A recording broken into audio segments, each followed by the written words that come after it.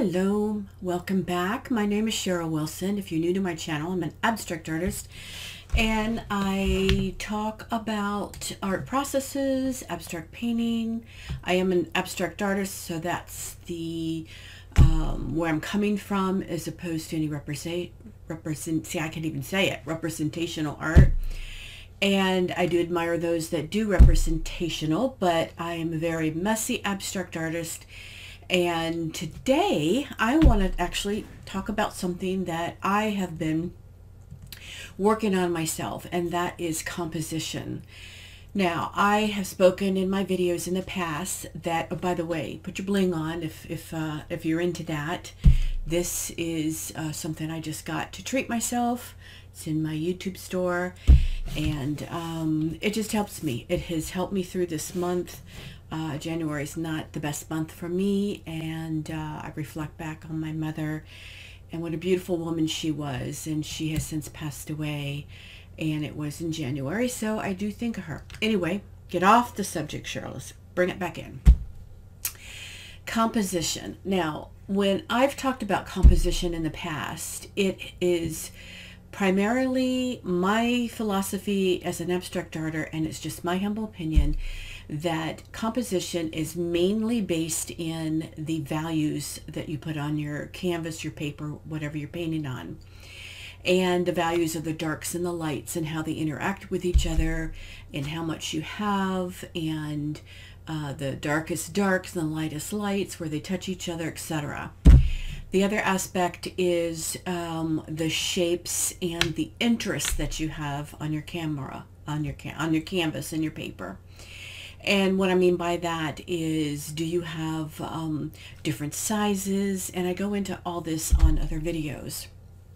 But today I am going to talk about the aspect of what some of the traditional artists talk about when they talk about composition, because when you get stuck in your art, it's good to have this arsenal, or this background, or this knowledge of different types of composition that will help you view your artwork from these different compositional strategies that will help you either move forward in your artwork, or will help you evaluate where you're at if you're kind of stuck in the middle. So these different types of composition to me are good to know. And I at one time painted from that aspect, and then realized that I really felt that value and the differences in the sizes on my canvas and texture were more important for me as an abstract artist, from where the style I painted with. But I also know that the traditional composition areas are critically important. So let's go get a cup of coffee, come back, and let's talk about all things composition.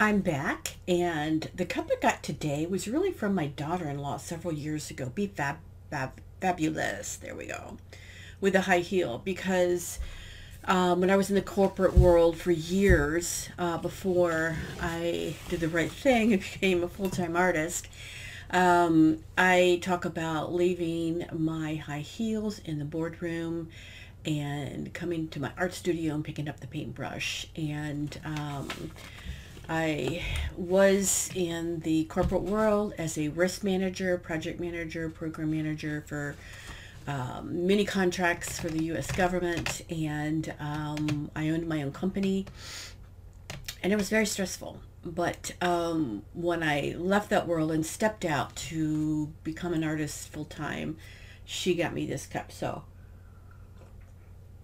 cheers to you, Addie. She's my daughter-in-love.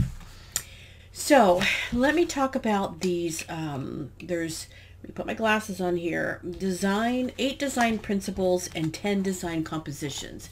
And the reason why I wrote them down is because they are not, I really feel that the reason why I say to paint a lot and paint often is because these concepts should be so embedded within you, if possible, and it does take practice, that when you are working with your art pieces and you're in the middle of the piece, or you're just starting and you're designing and you're trying to figure out a design with your composition, they need to be like embedded in you. It's like a, what do they call it? A rote memory, muscle memory. So when you use your muscle memory, a lot of times those are things that you have learned over and over again, so they're there for you, and you don't have to think about them.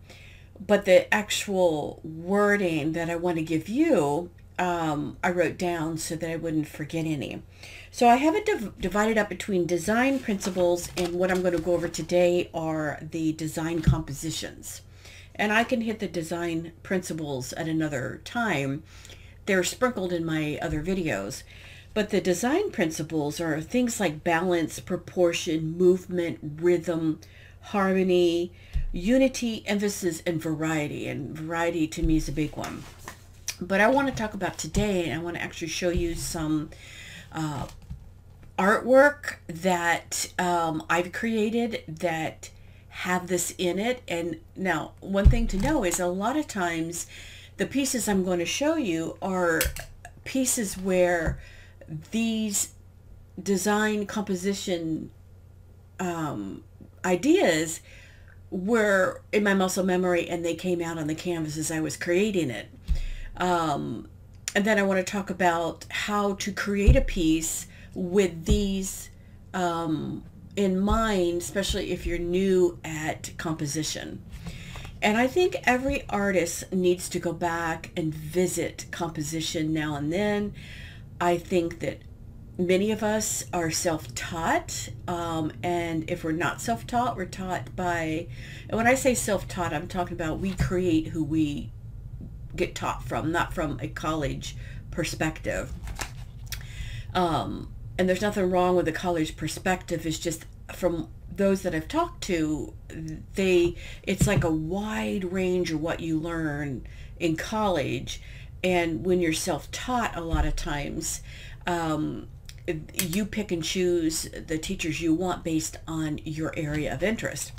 So the 10 design compositions are vertical, diagonal, which is a very dynamic type of a, rhythmic movement, balanced, unbalanced, cruciform, radiation, group mass, curvilinear, 3-point triangular, which I have never really thought about that one. I'll have to look at my art and see if I have pieces that kind of fall into that. And horizontal, which I do a lot of horizontal with my landscapes. So I am going to, now let's pop into the studio, and I will show you some of these. Well, I will probably put up on the screen here some of the artwork that goes along with these pieces, and then we're going to pop into the studio so that, I wish I could just pop. My studio's on the ground floor, so if I pop down there I may break a leg, but let's walk down the stairs to my studio, and we'll talk about these a little further so that you can use these composition design principles or elements in your art practice, as you're creating your art, as you're stuck in the middle of your art, and even as you're looking at the art pieces at the end to tweak them, because it does help. And my hope is that once you start practicing these different compositions, that it will become in your muscle memory, and that you won't have to look at a piece of paper to remember the name. You will just know that you're doing a horizontal or that you're doing a vertical painting, and that's where the emphasis is going to be. And you can combine them, or you may find that some of these compositions you don't even like, so you may not use them. The Cruciform, I don't even know if I've really seen many pieces of my artwork with that, but maybe I have. Like I said, they can be intermixed. So let's walk down to my studio. I'm gonna bring my coffee with me, and let's take a look at some of the pieces that I have that may be considered in one of these compositional designs. So see you there in a minute. Hang in there with me. Don't leave me here. All right, here's an example of a vertical composition, in my opinion, from my paintings. And the vertical composition is when things are up and down, of course, and it helps. It's almost like it gives a feeling of the strength to the image, and it seems to emphasize the height. And on this one, I have it balanced on one side, and then, the other side is got a different type of a balance. But most of the time, as Americans, we tend to read from the right to the left. No, from the left to the right. Yeah, I always get that wrong. When I was in the Air Force, I had to put a pebble in my shoe when we marched so I could remember, because maybe a dyslexic thing, I don't know. Anyway, we tend to scan the image from the left to the right, but in vertical compositions, it forces us to look at the image like from top to bottom. So it's kind of like an enticing composition. I actually don't have a lot of these, but it is, to me, it's a powerful composition, and it can be created with shapes, or as here, it's like drips, which I've gone in with some white paint and kind of cleaned some up, but it's big areas of paint that are elongated, if that makes sense. I actually found another painting, a 20 by 20 of mine that I did, and I believe this was done quite a while ago. So this was done with very fluid type paints and water, probably the high flows, and if I remember, some of the acrylic inks. So they did a lot of dripping. I love this painting. It almost gives like a feeling, a very mystic feeling. So the vertical's done again with paint and the paint dripping, which creates the shapes. So I'm glad I found this one to kind of give you two examples of a vertical type painting. So this one is the horizontal, and I do a lot of this because I love to do landscapes. And so this one, the horizontal position, it's almost like it gives a stability, like a restfulness and a calmness to the people looking at this type of a composition.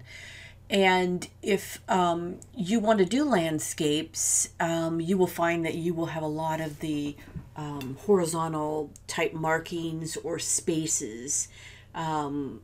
This is almost like a beach or a big field type of thing, and it just, if you look at it, you just feel a calmness. So that's kind of like the feeling I get when I create or look at a horizontal composition. And here's another one. It's the same hardboard, and even though there's some vertical drips in here, the main composition is the horizontal. And even the color structures in here, if they were more of a predominant, it could bring in maybe another type of a composition, but just by looking at this gives you that horizontal feeling. Our next conversation is balanced. And the reason why I chose this one, because you normally may not have looked at this and thought this was balanced, but I want to bring up the concept, and this is from my humble opinion, is when you're creating a composition, this is how you can make sure that if something doesn't feel right, the balanced is the object of the leaf and the light writing at the bottom, and the balance on the other side is the darker color of the black paint. So the very dark color gives it a heavier feeling, which balances the lighter feeling of the objects on the right, even though the objects on the right are larger.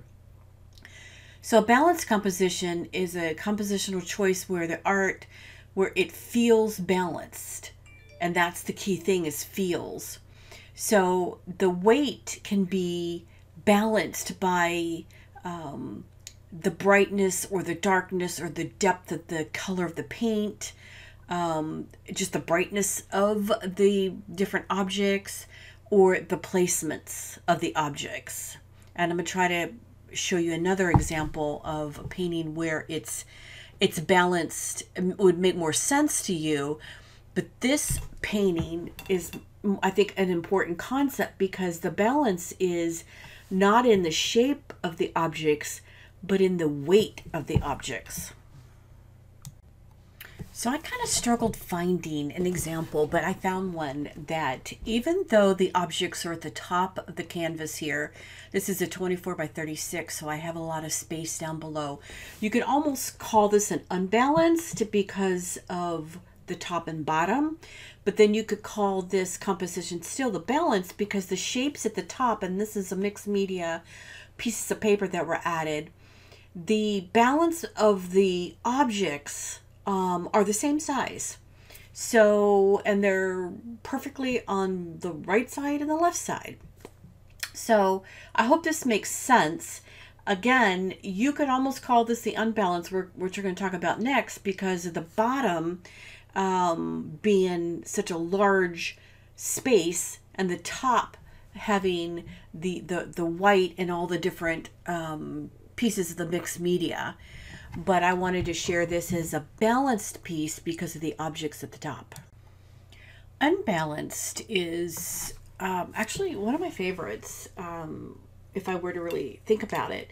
And this is just a very small one, but you can tell on the right side, the very large gold piece is quite a bit larger than on the other side. Now there's some things to help visually balance it out for interest's sake, but this would be considered an unbalanced piece because one side, it's almost like it's a disturbance, which creates an excitement.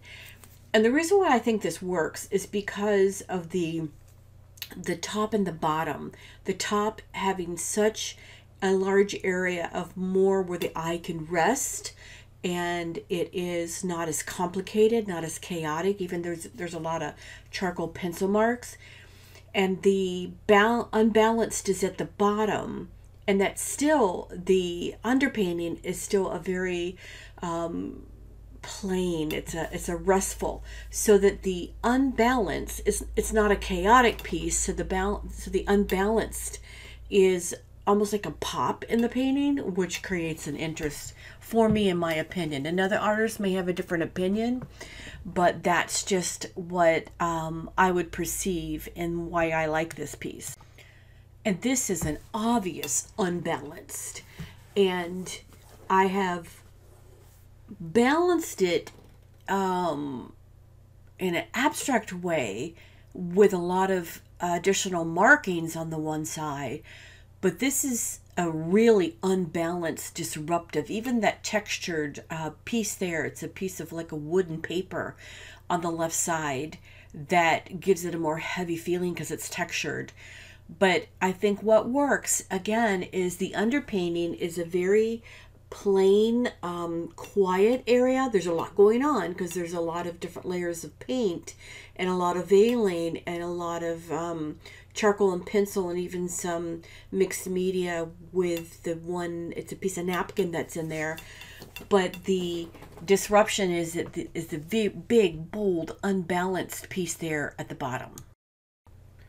Now, I actually did not really realize that I had a cruciform in some of my paintings, but this is a painting that I painted for a class I did, and this is definitely a cruciform. It's the shape of a cross, and it can be done either up and down, it can be done sideways. There's really many different ways. It's basically just, you know, the shapes crossing over each other.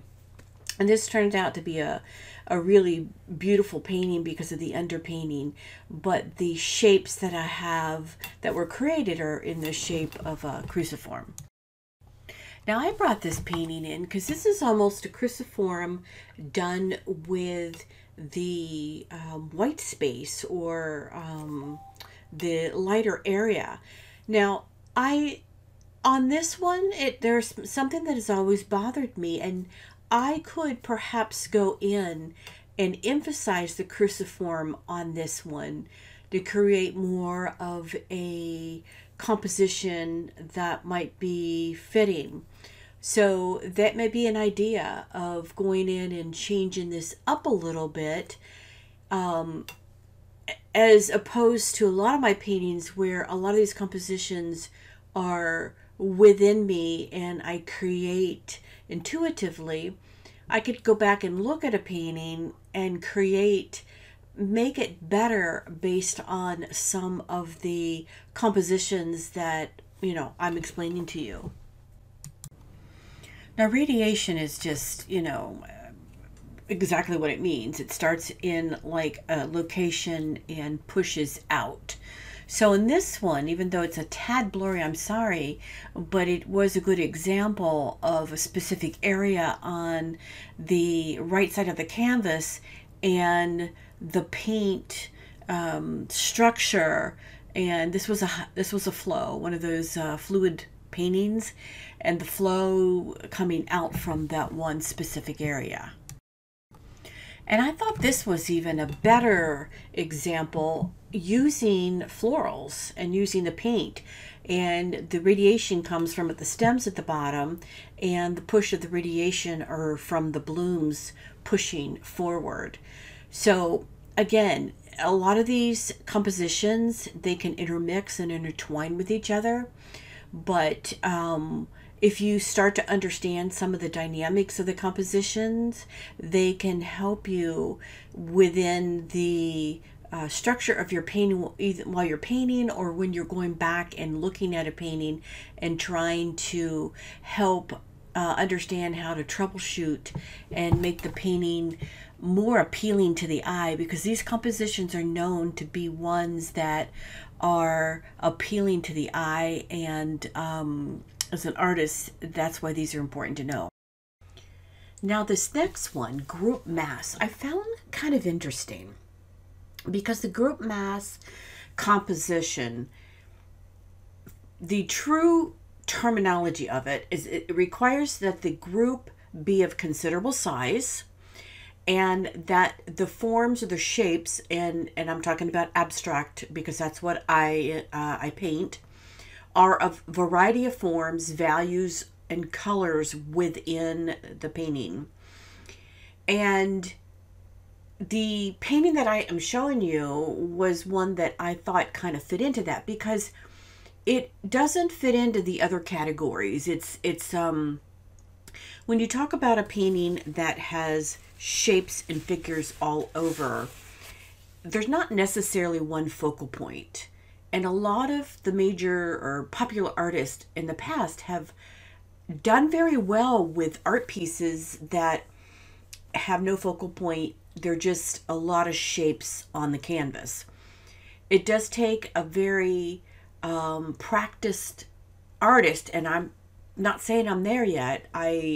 This is an area I still want to keep practicing, to be able to create a piece that is interesting and fun to look at. And I do a lot of paintings that would be considered group mass, maybe in the terminology of what they're saying. But it does mean that you do have to have a lot of different sizes, a lot of variety, and to bring back the concept that the second one I brought up when I said that the two that I thought were the most important were value and then the size and variety. The size and variety really has to come into play in this type of composition when you have a lot going on your canvas. So on this next one, it is a slightly different mindset because all the shapes, they're all over the canvas, and they are different shapes, but they're not different values, not different colors. They're basically, in my opinion, fit under a group mass because you've got such a variety of the different shapes and they cover the entire canvas, if that makes sense. So I will cover the entire canvas with shapes, and since there's no focal point, I feel that I have to work harder on paintings like this to make sure that they're interesting and not too chaotic, because I don't want the eye to really wonder where it's going to go. Now the curvilinear is one that I feel that I do a lot without really realizing that I'm doing it. I just like curves and shapes and the infinity sign and spirals. But the curvilinear they're composed of a lot of curved lines, smooth edges. It's a more of an organic, kind of a natural feeling in contrast to the rectilinear, which is very sharp edges and right angles, and it gives more of a sense of order. This may give a sense of slightly chaotic. So as an artist, I do need to be careful that I am watching for the values and the interest in the shapes, and that everything is not all of the curve, that I do bring in some other types of interesting, some lines, not the primary marking in the painting, but there is like a good difference to give an interest to the eye. Now this next one is an interesting concept because it is white on black, and because of the fact there's an awful lot of spirals and curves in it, even though there you could call this the group mass almost, but because it's very curvilinear, I added it here. So you can see that they can cross-pollinate between several of the compositions, and you can also see how whatever's in you as an artist that is developing will come out when you are painting. You're not necessarily looking at these, at least I don't look at these compositions and say that this is what I'm going to do as an abstract artist. Maybe in realism, I mean, you know, if you're a realist artist, I'd love to hear your opinion on how you paint. Do you actually start out with a composition? But composition is important. It is, they're good to know. But actually, these are only, 10 of many others that are out there that could be discussed. So if you were to get your head wrapped around too many compositions, you could become confused and overloaded. That's why it's important to know and have concepts of compositions, but to know some good other basic principles in the abstract world when you paint. So the last one, and I left this to last because this is the one that intrigues me or confuses me the most. It's the 3-point, or they call it the triangular. And I have found a good explanation within the realistic world and realism, because it talks about the harmony entity and how things are grouped in like a triangle, and the way visual and it's the way it's visually seen. But when you relate it to the abstract world, it's almost like this picture here. It's like maybe where 3 things come together on your canvas. So here's an example I found, and the only reference I found was to Eric Kim, a photographer, where this is almost an abstracted figure where it has the shape of the 3. I mean, when you're looking at it, and that is the focal point. If you look at the shape of this woman's body and where her arms are, it's in like a triangle. And I've also seen pictures where there's just a lot of triangles on a painting together. So that's another concept that I read about.